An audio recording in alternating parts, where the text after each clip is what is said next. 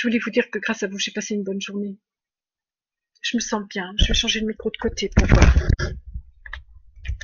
Des fois, j'écoute, le son est très bon, et des fois, moi, je sais pas, je pense que le serveur est un peu saturé. Je sais que malgré les chiffres de YouTube qui sont poussés, il y a plein de gens qui me regardent, je le sais. On me le dit. Je peux pas vous dire exactement comment je communique avec l'extérieur. Cependant, depuis quelque temps, je sais pas ce qui se passe. Ils ne doivent plus utiliser les images d'archives parce que je n'ai plus du tout de nouvelles de Charles, ça fait plusieurs mois. Je sais qu'il est en vie, mais je m'inquiète malgré tout, je sais pas ce qui se passe. La nuit, souvent, entre 3 et 6 heures du matin, on se parlait. Parce que là, il brouillait, il faisait semblant que j'étais couchée, vous voyez. Et maintenant, non, on me harcèle sur le chat. Il y a des gens qui dorment plus à cause de leur bracelet et qui me harcèlent parce qu'ils ont toujours Internet. Le docteur Martineau et sa femme, Sophie Marinopoulos, je fais pas de fixation, c'est eux. En fait, j'ai reconnu petit à petit. Sur le chat de fruits, il s'appelle, il a un pseudo qui revient tout le temps, c'est Sénèque. Et il a une façon d'écrire toujours. Il met une majuscule à sa première phrase, des virgules et des points. C'est la seule personne avec qui je chatte qui met des virgules et des points. Vous metteriez des points, vous, en chattant? Dans un français impeccable. Ne croyez pas qu'il soit cultivé. J'ai discuté avec lui il y a 2 mois, il n'était même pas au courant du printemps arabe. Ils s'intéressent qu'à leur plaisir et à défendre leurs intérêts. C'est des gens qui n'ont que l'intelligence qui leur sert dans leur milieu. Ils s'intéressent à personne d'autre. Il y a beaucoup de médecins qui sont très cultivés, qui s'intéressent à tout et qui ont de très bonnes connaissances en économie comme Charles. Lui, il connaît rien. En discutant avec lui, puisqu'il me fait parler, les autres, il les prend un quart d'heure et moi, il me garde 1 heure pour savoir ce que je sais. Le 1er avril, j'avais rendez-vous, c'est vérifiable avec les secrétaires. Ils s'arrangent pour ne rien me faire payer, pour que je ne sorte pas ma carte vitale, mais moi je garde les petits papiers de rendez-vous et je l'oblige à écrire. Il me dit, mais vous allez bien vous en rappeler, mais je l'oblige à écrire sur le papier, comme ça je garde. J'ai un papier où c'est mis que j'ai rendez-vous le 1er avril. Et c'est là j'ai dit que j'avais reconnu officiellement Xavier de Ligonnès, au volant d'un 4x4 qui a essayé de me tuer sur le parking aérien du Leclerc à tout sud. Il est monté par la rampe de sortie avec son 4x4.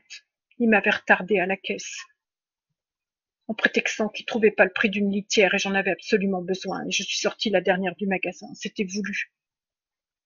Ils avaient acheté la caissière de la tout sud. Oh, ils l'avaient forcée et menacée, je pense. Je suis arrivée sur le parking aérien, il y avait 2 camionnettes blanches et ma voiture. Et j'avais envie de pipi. Et comme je peux pas me retenir à cause de ma tumeur, j'ai chargé mes courses. Normalement, j'aurais dû monter en voiture et sortir par la rampe de sortie, puisque ça se situe au 3e étage, je pense, le parking qui est tout en haut. Et j'ai été faire pipi derrière une espèce de bouche d'aération.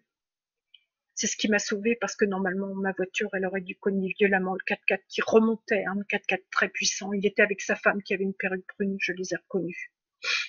C'est pas la première fois qu'il essayait de me tuer. Et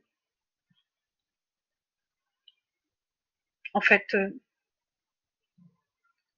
quand j'ai fait pipi, j'ai entendu un moteur qui venait par la rampe de sortie.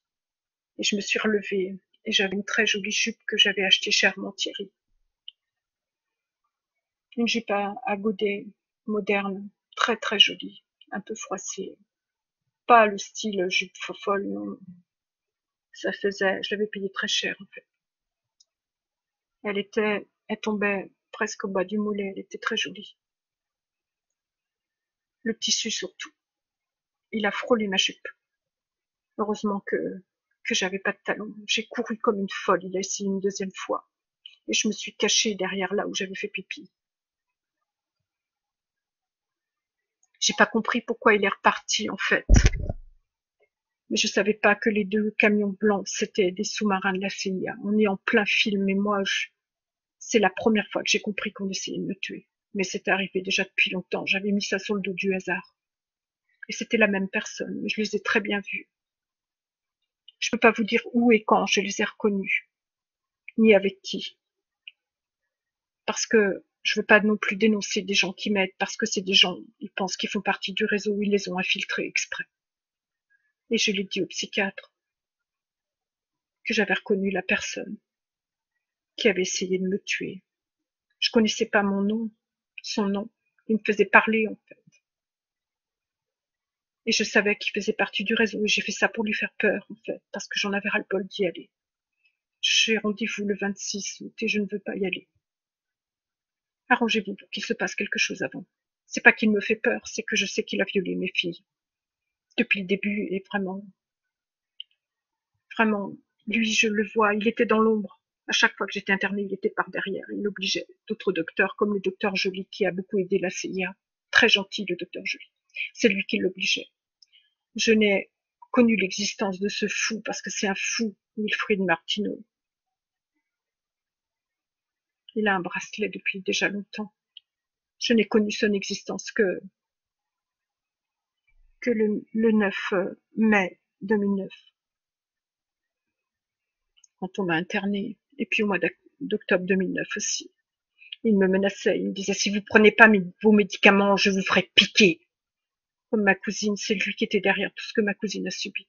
Tout. Il apparaissait jamais, en fait. Et ce qu'a fait le docteur Joly, c'est qu'il s'est fait changer de service. Il est allé chez des débiles profonds, et là, il peut plus. Il peut plus travailler avec des gens qu'on interne, comme ça. Ils peuvent plus l'obliger à me faire de mal. Donc il a été obligé de passer au premier plan, et j'ai vu son visage. Il a une gueule d'ange, très beau. Mais il est abject. Ma chance, c'est qu'il a été enregistré. Sur mon portable, j'ai un micro ici, j'en ai un autre là, un vrai, et un là, pour la CIA, regardez bien. Vous voyez? Voilà, j'en ai un là, et puis un sur le côté ici. Et puis ma montre qui est dans ma chambre, elle est grosse avec des diamants. C'est mes enfants qui me l'ont offert. C'est des faux diamants. Et il y en a un, c'est une caméra. Je vous la montrerai demain, tout à l'heure. Je sais que vous me croyez. Il y a une caméra et un micro dans ma montre. C'est pour ça qu'ils m'ont offert une grosse montre. Après, je l'ai choisie. Et après, elle a été changée avec un bricolage à l'intérieur, comme ils savent le faire tous les pros de la technique. Et puis, mon sac, il a une doublure. Dans la doublure, il y a un micro. Et en fait, lui, il savait pas tout ça. Et la dernière fois, je me suis permis de lui mal parler il y a 1 mois et demi. Je lui ai très mal parlé. Ça m'a fait du bien, ça m'a libérée. Je suis restée 10 minutes. Et je l'ai obligé à... Je suis arrivée, j'ai dit, mettez-moi un rendez-vous pour me faire un arrêt pour la rentrée. À chaque fois, c'est périodique, il faut que ce soit refait périodiquement. Donc c'était le 26 août, alors il m'a mis le 25 à 10 heures. C'est lui qui faisait faire mes emplois du temps. Il me faisait lever tôt pour 1 heure de cours le matin et ensuite 3 heures de trou, 2 heures de cours, 3 heures de trou. J'avais une année 22 heures de trou en dehors des repas pour 19 heures de cours à cause de lui. Et j'ai dit, vous savez très bien qu'à cause de tout ce que j'ai, de mon empoisonnement et tout, je ne peux pas me lever le matin. J'ai dit, mettez-moi un après-midi. Il m'a mis le 26 le lendemain à 15 heures. Tout de suite, il a obéi, comme s'il avait peur. J'ai parlé sur un ton très autoritaire et il m'a dit, mais je vous trouvais gentille avant, vous êtes méchante. J'ai dit, compte tenu de ce que je sais, vous me trouvez méchante. J'ai dit, vous êtes ingrat. Ingrat. Il se vantait à moi quelques rendez-vous plus tôt, puisque je le voyais tous les mois, d'avoir travaillé 30 ans dans son service comme chef de service sans un seul jour de congé et un seul jour d'arrêt maladie. C'était grâce à moi. Alors je lui ai dit, ça fait 30 ans, n'est-ce pas, que vous n'avez pas eu d'arrêt maladie? Il me dit, oui, vous avez bonne mémoire.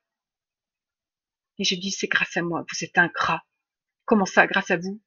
J'ai dit, mes différents appartements, vous les trouviez sympas? 5 adresses à cause de vous.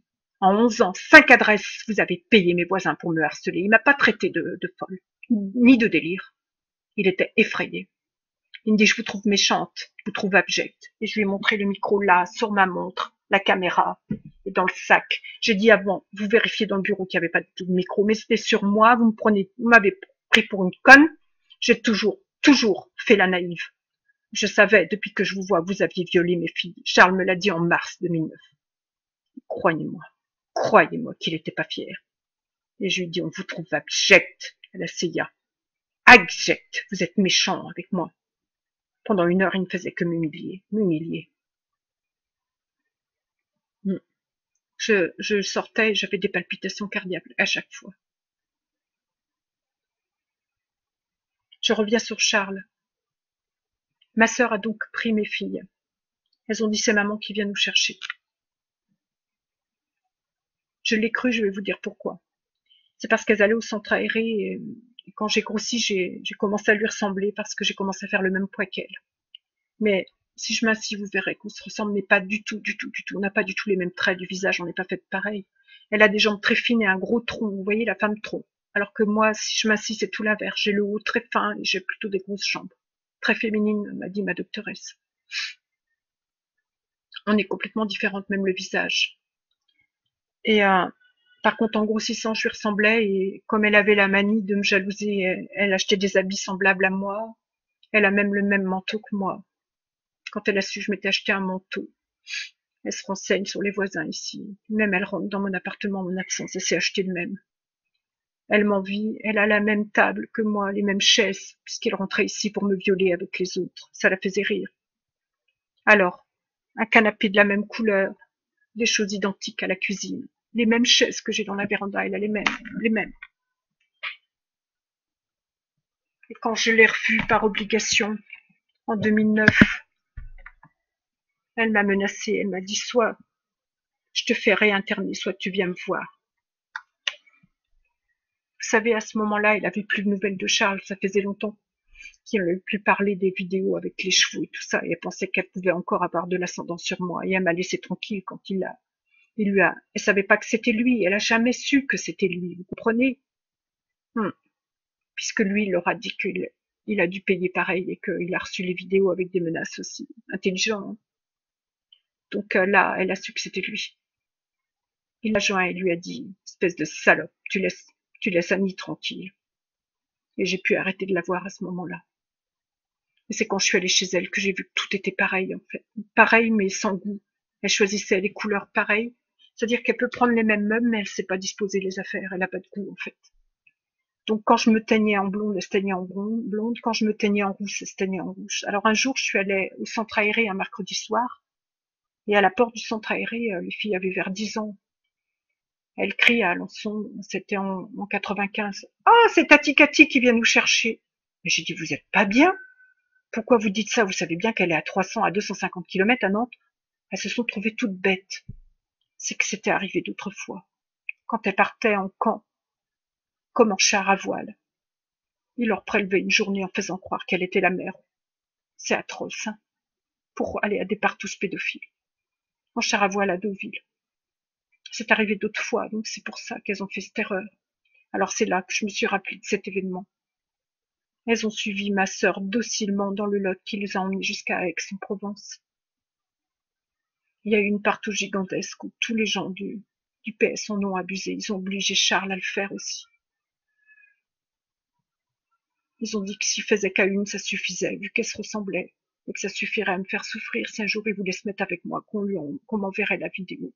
Si un jour il était lavé du meurtre de Stéphanie Martin, si un jour Joël marié parlait. Alors, il a été obligé avec Karine.